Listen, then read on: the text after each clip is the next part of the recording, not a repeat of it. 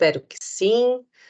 Vamos para uma aula sobre doenças causadas por vermes, e o filo de hoje é o filo dos plateumintos, né? Então, nessa aula a gente vai ver algumas características desses animais e falar de algumas doenças, né? Lembrando que sempre que a gente for falar de doença, é importante saber quem é o que causa a doença, quais são os hospedeiros, se tem um ou mais hospedeiro, os sintomas, as formas de prevenção, são todos tópicos que são importantes de serem estudados e que costumam aparecer nos vestibulares.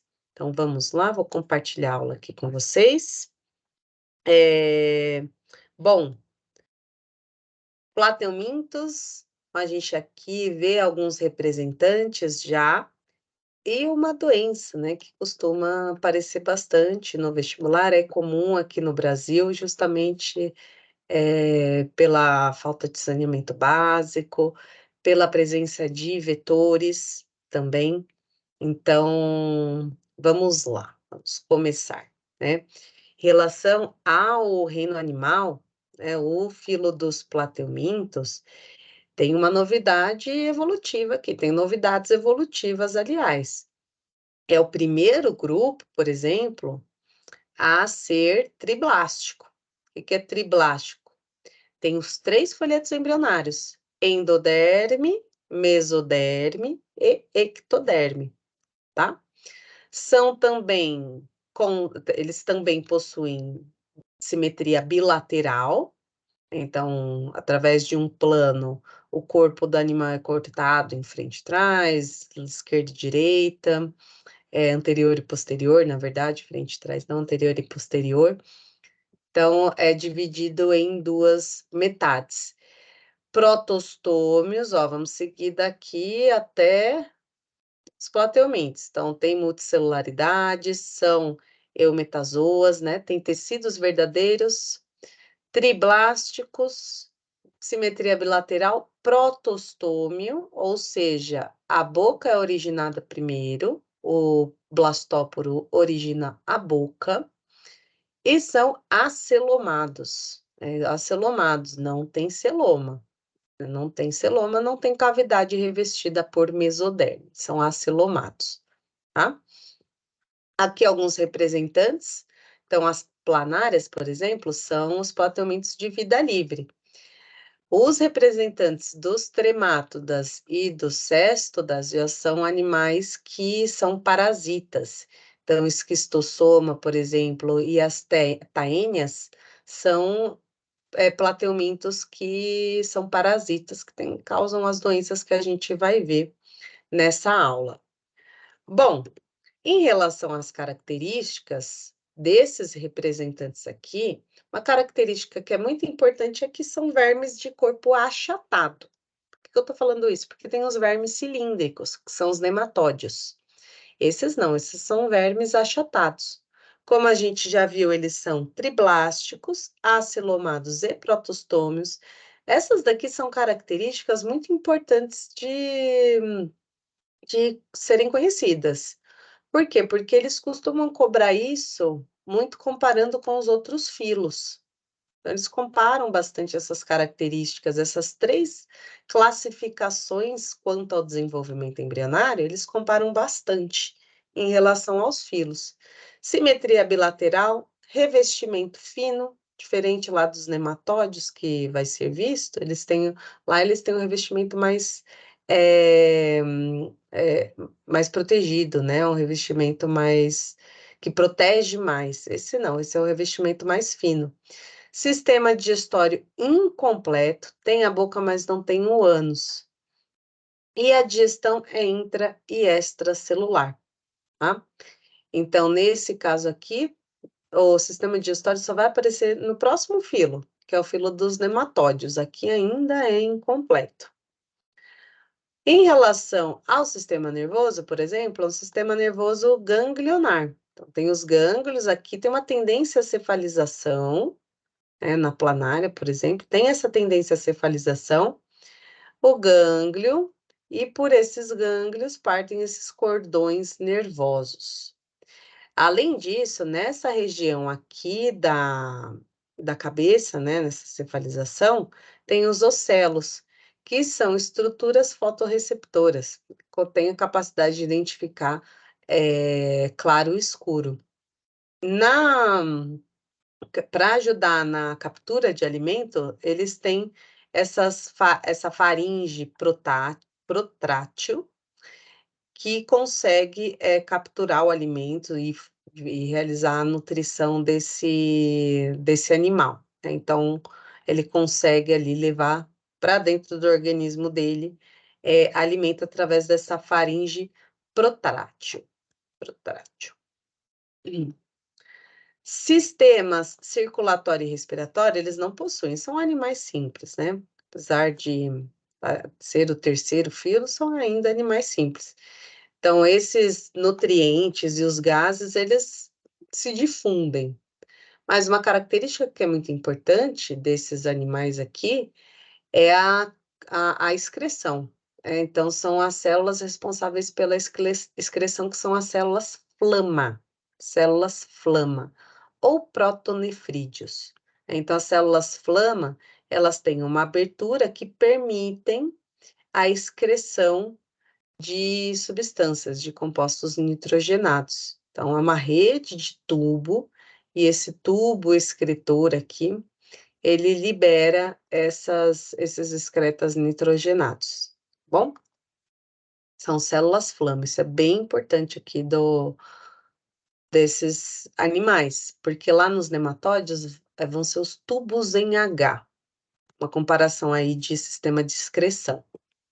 Reprodução assexuada, regeneração ou fissão, e assexuada através de gametas. Lembrando que reprodução sexuada gera variabilidade, uma vez que são os gametas, eles se fecundam, enfim. Então, aqui tem variabilidade genética.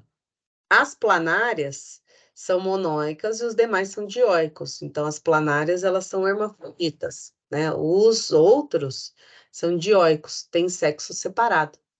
O desenvolvimento pode ser direto, sem a larva, como é o caso da planária, e indireto, com larva, como é o caso do esquistossoma e da tênia. Então, tem ambas formas de desenvolvimento, e monóico e dioico também.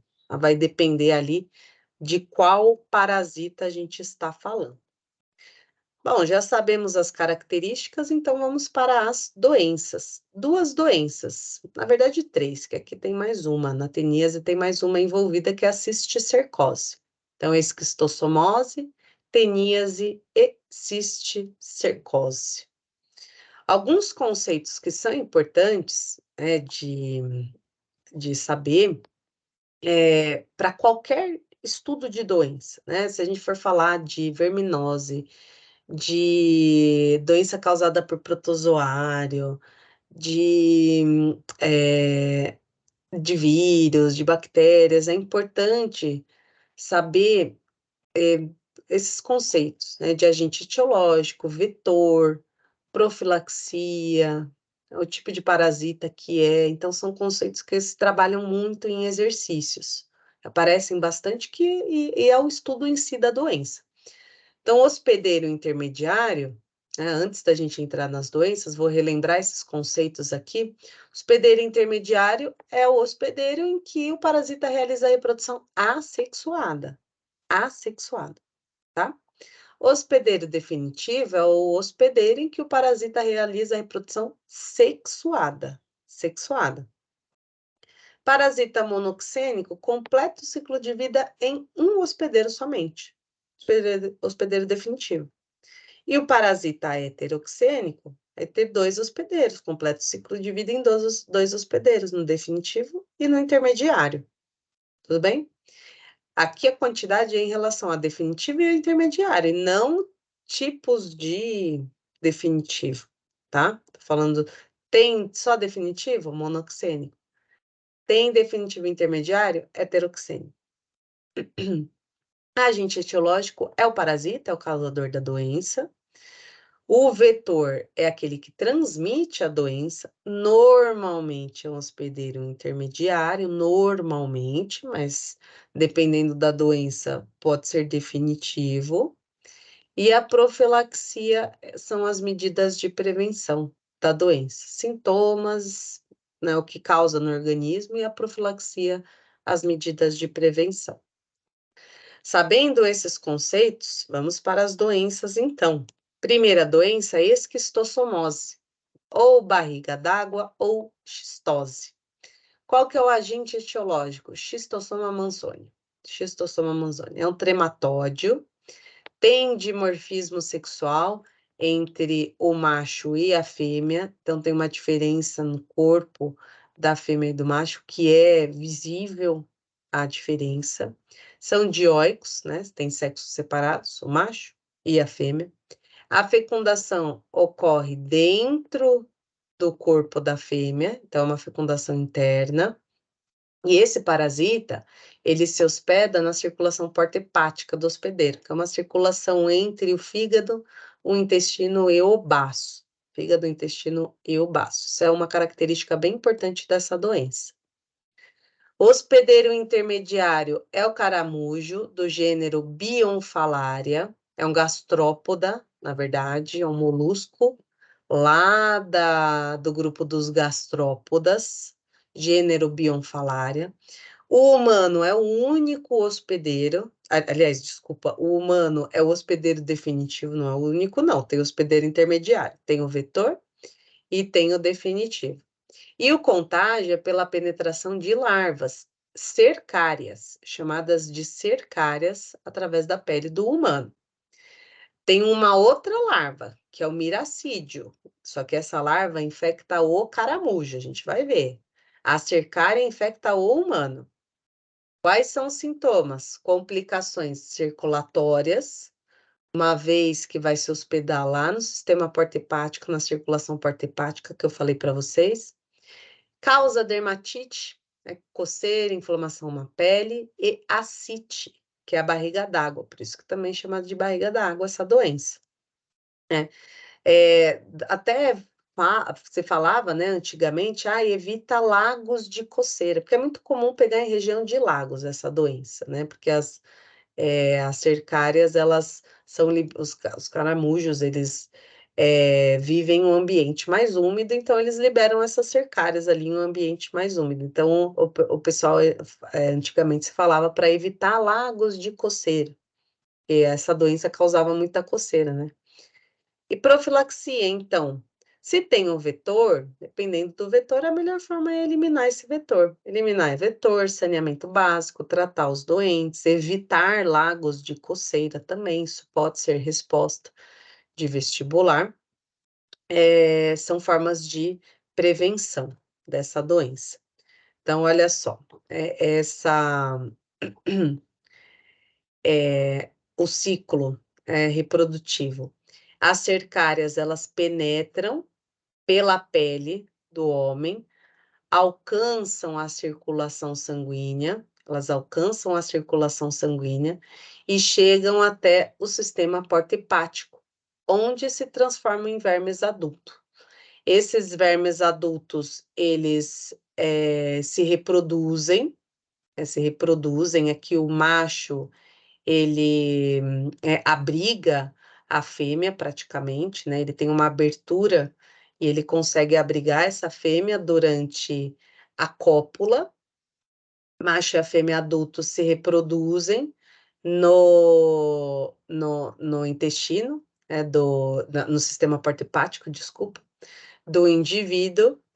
E esses adultos, né, a fêmea, ela libera os ovos, e esses ovos, eles vão ser lançados, eles conseguem atravessar o sistema circulatório, né? Eles conseguem atravessar o sistema circulatório, chegam no sistema digestório, é um ovinho até que tem um gancho aqui.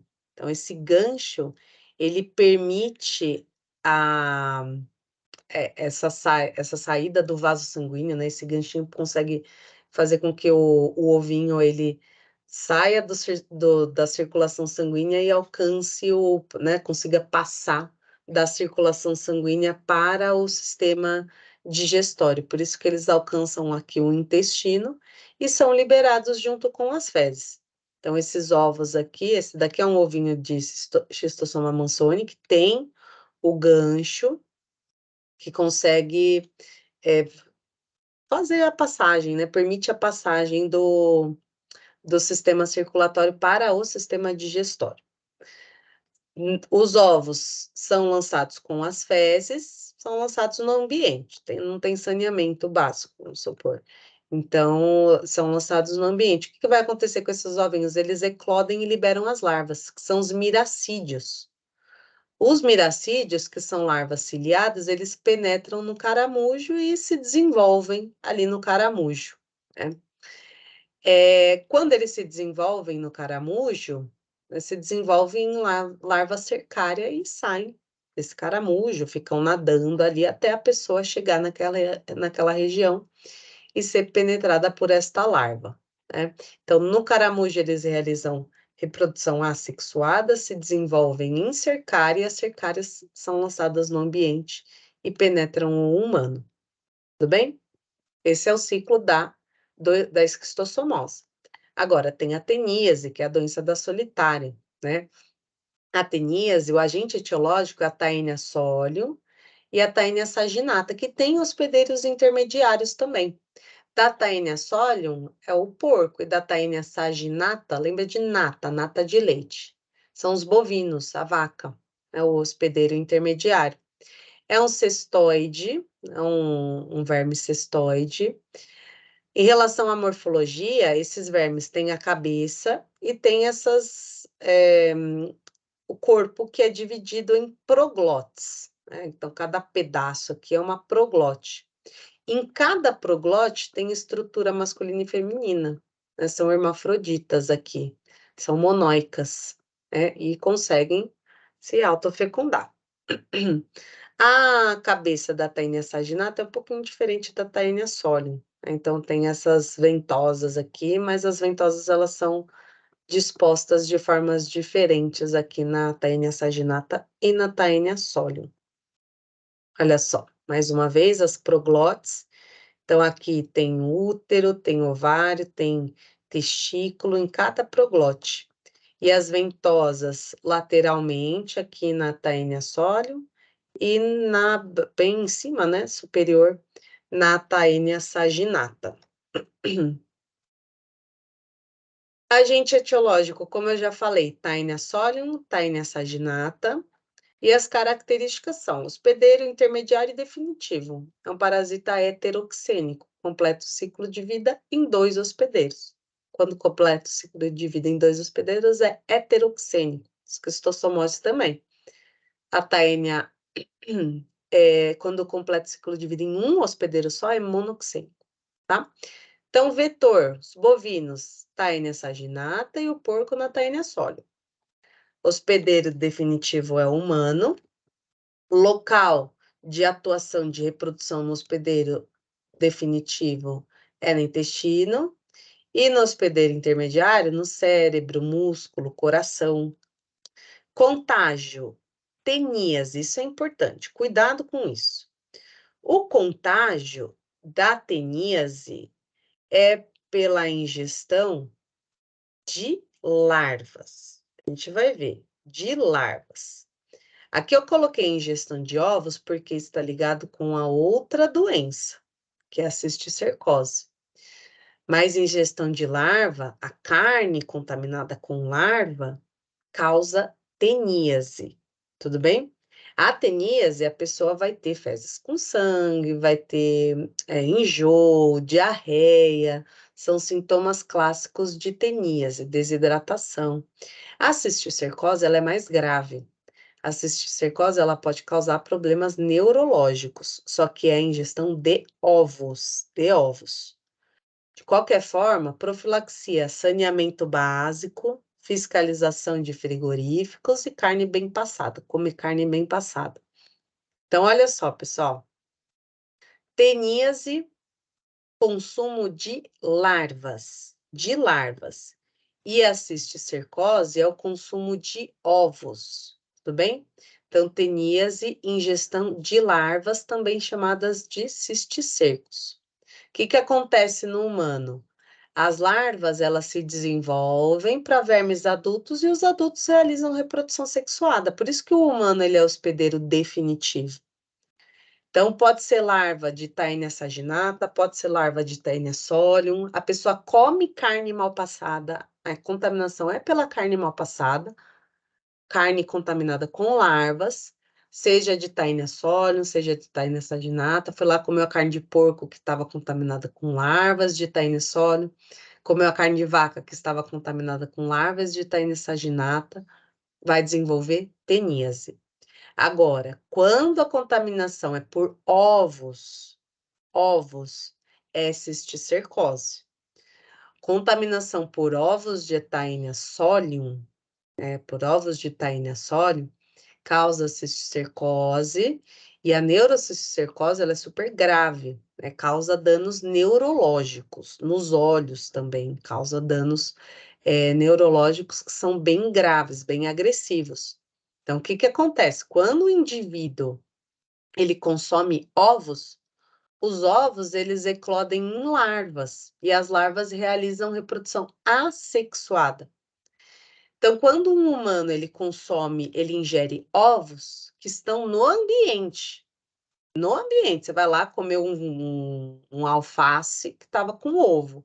Você foi contaminado pelo ambiente, né? Alimentos contaminados, não é carne. Aqui não estou falando de carne mal passada. Falando de alimentos contaminados, porque os ovos foram lançados no ambiente. Aí contamina a verdura, contamina a água, contamina. Então a pessoa vai lá e ingere ovos. Os ovos eclodem em larvas e as larvas realizam a reprodução assexuada. Por isso que, nesse caso, na cisticercose, o humano é o hospedeiro intermediário. Porque as larvas que eclodirem, elas vão realizar a reprodução assexuada, tá? Assexuada. E o porco também é hospedeiro intermediário. Enquanto o porco ele é hospedeiro intermediário, ele está tendo cisticercose. Se o porco ingeriu o ovo eclodiu em larva, ele tem cisticercose. Caso uma pessoa coma a carne dele mal passada e ingira a larva, a pessoa vai desenvolver teníase, tá? Então, cuidado com essa forma de contaminação. Consumo de larva, carne mal passada, teníase. Consumo de ovos que estão no ambiente porque foram lançados nas fezes, cisticercose. Tudo bem? Cisticercose. Então, olha só. Aqui o ciclo reprodutivo é em conjunto, né? O ciclo reprodutivo. Vou falar do ciclo da teníase e depois eu falo do ciclo da cisticercose.